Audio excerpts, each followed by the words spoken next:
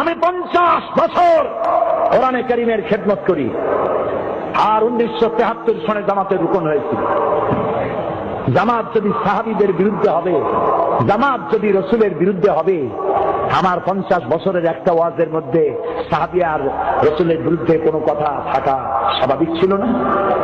আছে কোথাও? আমার পা থেকে শুরু করে মাথা পর্যন্ত সুন্নতের কোনো অভাব আছে? শর্ষিনা মাদ্রাসায় পড়েছি, খুলনায়ও পড়েছি।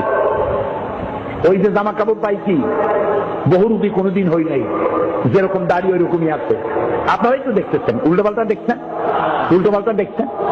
আমাদের আকীদা খারাপ। কি খারাপ হয়েছে আকীদা? আমার কোন নেতা আকীদা খারাপের কথা বলেছে?